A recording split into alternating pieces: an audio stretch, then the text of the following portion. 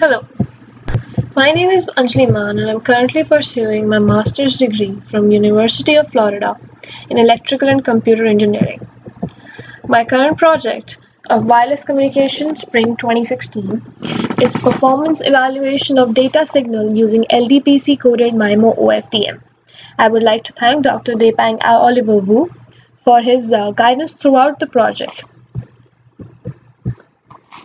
We will discuss the problem statement, the overview, system model, simulation methodology, and the results and conclusions achieved from this project.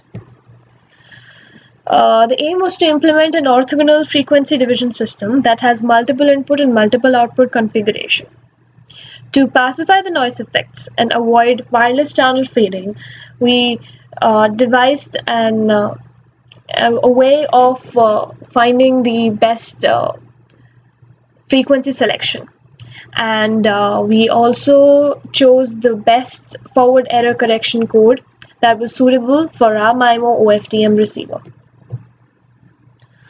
Using a large number of parallel narrowband subcarriers instead of single wideband carriers to transmit data makes the circuit easy and efficient in dealing with multipath problem. It also makes it robust against narrow band interference. This is the basic model of our MIMO-OFDM transceiver. The data is set to pass a serial to parallel converter, which converts the data into parallel form so that it becomes easy in mapping. It is made to pass through inverse fast Fourier transformation to ensure that subcarriers don't interfere with each other. Then the modulated data is sent and sent through the antenna and is received at the receiver, where it is made to fast Fourier transform to get the original data, which is back parallel to serial converted to get what we sent.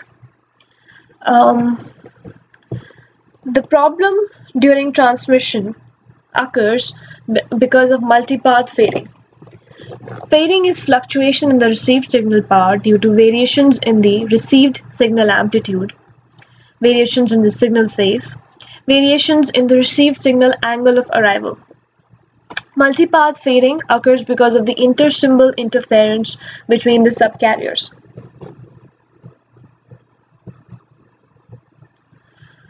There are two types of small-scale fading that we would worry. These are flat fading, where the bandwidth of the signal is less than the bandwidth of the channel, and frequency selective fading, where the bandwidth of the signal is greater than the bandwidth of the channel. Our case is of frequency selective fading. The problems that we faced because of frequency selective fading were ISI distortion, pulse mutilation, and irreducible bit error performance.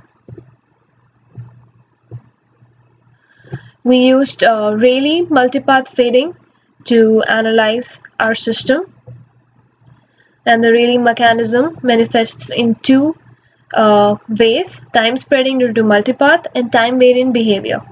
We have used this formula in our code. We have used multiple input, multiple output architecture with a 2 transmitter and 2 receiver system, and we have used quadrature phase shift keying, which ensures the best performance and best spectral output.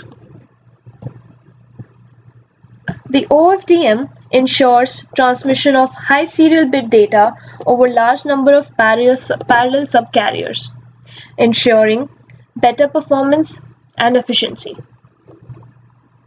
We have analyzed the performance of our system based on bit error rate, where we analyze the energy per bit to noise required to be transmitted for a signal.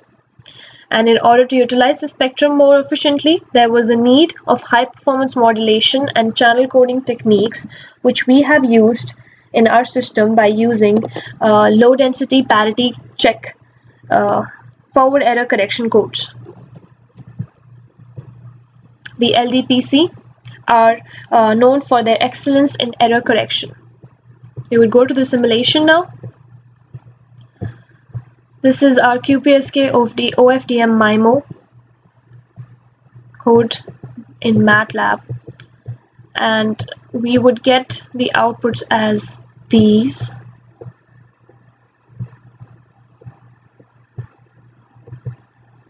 It takes a little time to run, so I've already run the simulations.